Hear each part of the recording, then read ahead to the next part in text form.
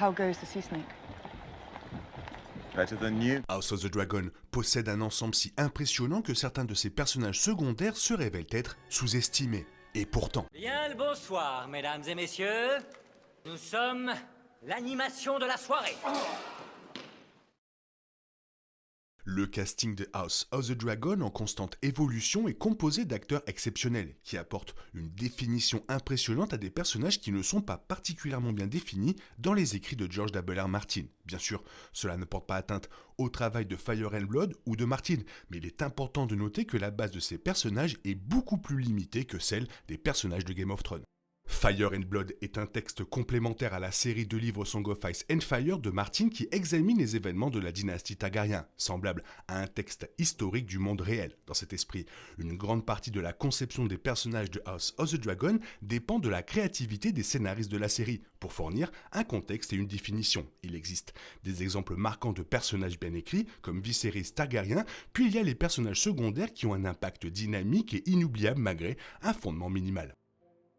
Dans les premiers épisodes de la saison 1, Otto Hightower devient rapidement le gars à détester alors qu'il pousse sa fille vers le roi Viserys en deuil et commence à manipuler les événements qui finiront par conduire à la guerre. Lorsqu'il est finalement démis de ses fonctions et remplacé par Lionel Strong, bien plus sympathique, les téléspectateurs rencontrent cette présence rare dans l'univers de Game of Thrones, un personnage tout à fait facile à apprécier. Mais, bien sûr, cela ne dure pas très longtemps. Lionel Strong joue non seulement bien au jeu de troll, mais il le joue aussi avec honneur et dignité. Pendant une brève période de temps, la danse des dragons semble pouvoir être évitée, car la revendication de Rhaenyra est soutenue par un noble roi et une noble main. Malheureusement, les belles choses ne tardent pas pour Westeros et Lionel ne passe que très peu de temps à l'écran avant de démissionner de son poste et d'être ensuite tué. Datant de A Game of Thrones de 96, le duel entre les jumeaux Cargill est l'un des premiers moments de la danse des dragons présenté au lecteur. Lorsque Martin décrit pour la première fois la guerre civile, il utilise la description des frères jumeaux combattant pour démontrer la nature barbare du conflit. Près de 3 décennies plus tard, le combat à l'épée sur Père Dragon entre Arik et Eric était tout aussi horrible et bouleversant qu'on pourrait l'imaginer. Alors que de nombreux publics préféreront sympathiser avec Sir Eric pour son soutien à la reine Rhaenyra Targaryen, la tragédie et le poids ultime de ces personnages résident dans leur association. Arik et Eric sont le symbolisme parfait pour l'horrible inutilité de la danse. Quand les dragons se battent, ce sont les gens ordinaires qui souffrent. Arik et Eric sont peut-être issus d'une certaine noblesse, mais leur mort déchirante ne peut être imputée à personne d'autre qu'à la maison Targaryen. La saison 2 a présenté au public un certain nombre de nouveaux personnages dont les 4 graines de dragon. Jusqu'à présent, Adam de Karen est celui qui s'est démarqué comme étant le plus sympathique, avec une dynamique intéressante se formant entre lui et les autres nouveaux dragonniers, ainsi qu'avec son père, Corlys Velaryon. Pour faire bonne mesure, Aline de Karen est également attrayant, mais ces scènes de la saison 2 semblaient plutôt répétitives et la série ne lui a pas encore donné la même marge de croissance. Quant à Adam, Fumée des Mers l'a immédiatement placé sur la liste des personnages à surveiller. Il est immédiatement devenu l'un des hommes les plus puissants de Westeros et il a un tempérament rare qui donne l'impression qu'on peut lui confier cette responsabilité. Adam est un personnage qui sera vraiment très excitant à l'avenir.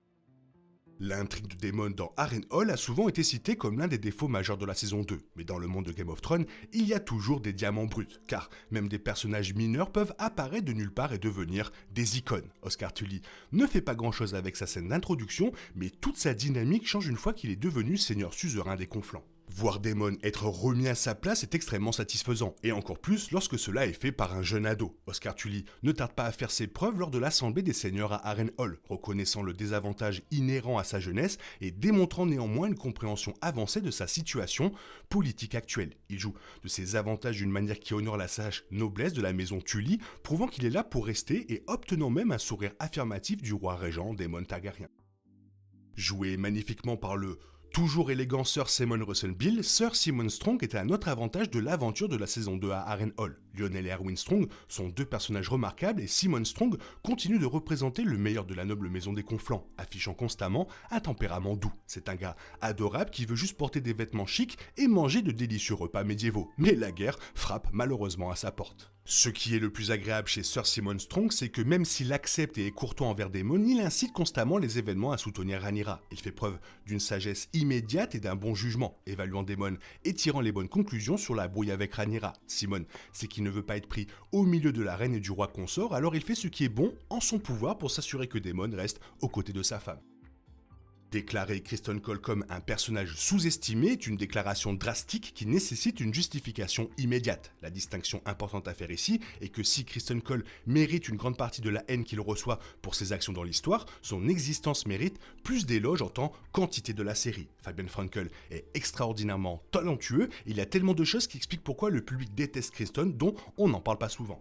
Une différence cruciale entre les deux séries est que la série préquelle commence dans un environnement beaucoup plus insulaire. Avec l'ensemble du casting centré sur Port-Réal dans la saison 1, la dynamique établie est plus intime, apportant une nature presque primale à de nombreux conflits, par exemple Cole battant Geoffrey à mort lors d'un mariage. Kristen Cole en est l'emblème, puisque son seul enjeu émotionnel dans le conflit tient à ses relations sexuelles passées. C'est une étude fascinante sur la masculinité et l'interférence du sexe et des dynamiques de pouvoir, et la série ne serait pas la même sans lui. Bien qu'elle soit l'un des principaux membres du conseil de Rhaenyra et de la famille royale, Baela Targaryen est quelqu'un à qui l'on accorde à peine du temps d'écran ou des opportunités de dialogue. Cependant, dans ces quelques instants pour briller, Baela est toujours élégante, sage et précieuse à ses côtés. Plutôt que d'accepter les frustrations de Jacaerys à propos des graines de dragon, Baela a le culot de le dire directement à son fiancé, lui rappelant d'arrêter de faire la moue et de soutenir sa mère. En plus d'être une fervente partisane de la faction noire, Baela a pu montrer quelques prouesses en matière de conduite de dragon au début de la saison 2. Un aspect important de son personnage dans le livre est que Baela tire une grande partie de son comportement de sa mère et de son père. Et il est clair que la férocité de Daemon et de Laena Velaryon est en elle. Ce sera passionnant de voir cela enfin se déchaîner au combat plus tard dans la série, sans oublier que Dance Lune est jusqu'à présent l'un des dragons les plus époustouflants de la série. Les dragons rouges et noirs étaient généralement considérés comme l'épisode le plus fort de la saison 2, respectant pleinement le principe de la guerre des dragons de la série. Le point culminant émotionnel de cet épisode a été la mort de Rhaenys Targaryen, car il ne semble pas que le public ait réalisé à quel point elle était un excellent personnage jusqu'à ce qu'elle soit retirée de la danse. Elle est plutôt subtile, en particulier dans la saison 1, mais il y a une complexité importante chez Rhaenys qui fait d'elle l'un des personnages les plus forts de la série. L'histoire de Rhaenys est éclipsée par un événement survenu avant la série télévisée au Grand Conseil de 101, où Viserys a été choisi à sa place pour être le prochain monarque au pouvoir après Jaehaerys I. Rhaenys est alors obligée de regarder Rhaenyra se voir offrir l'opportunité de devenir la prochaine monarque au pouvoir après Jaehaerys. Rhaenys a été essentiellement volée, mais elle est ensuite constamment placée dans des positions où elle peut dicter le cours futur des événements. Bien qu'elle n'ait jamais eu la chance de gouverner, Rhaenys n'est pas motivée par l'amertume et fait des choix respectables jusqu'à sa fin. En tant que sujet de l'un des prochains spin-offs de Game of Thrones, on pourrait penser que House of the Dragon consacrerait plus de temps à examiner Corlys Velaryon. Il est l'un des hommes les plus accomplis de l'histoire de Westeros, doté d'une vaste sagesse mondaine aux confins de l'univers de George W. Martin et d'une immense richesse et d'un pouvoir immense pour un homme sans dragon. La version du public du Serpent de mer rencontré a dépassé son apogée, mais il est toujours sous-estimé dans le schéma de la série. L'acteur Steve Toussaint livre une performance charmante et toujours digne, faisant de Corlys l'un des personnages les plus respectables de House of the Dragon. Corlys Velaryon maintient une présence à l'écran d'une manière que peu de personnages de l'univers de Game of Thrones peuvent égaler, démontrant le meilleur de ce que signifie être un homme de Westeros. En termes d'efficacité dans un temps d'écran minimal, Corlys est difficile à égaler. Chapeau bas à Fia Saban pour avoir livré l'une des performances les plus nuancées, les plus marquantes de la série malgré un temps d'écran minimal. Aimer ou détester les changements entourant Blood and Cheese, la performance de Saban dans le rôle d'Elaena est exceptionnelle tout du long. Et tout le mérite revient à l'interprète et au créateur de la série pour avoir étoffé son personnage. Elaena est un personnage intéressant dans Fire and Blood, mais n'est qu'une coquille de ce que House of the Dragon lui permet d'être.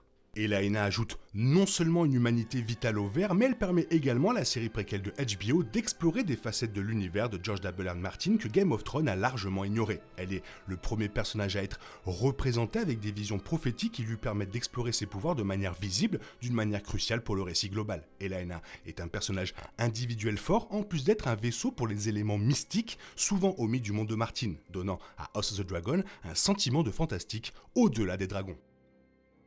Et oui, c'est souvent l'arbre qui cache la forêt. Toi, qu'est-ce que tu en penses? Fais-moi part de ton avis dans la zone commentaire, sinon il est temps pour toi de reprendre le cours normal de ta vie. On se retrouve bientôt pour une nouvelle vidéo. Bisous, bisous, bye bye.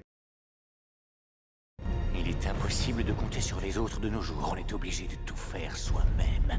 Je me trompe? Rien de grave, j'avais tout prévu. Où va le monde, je vous le demande.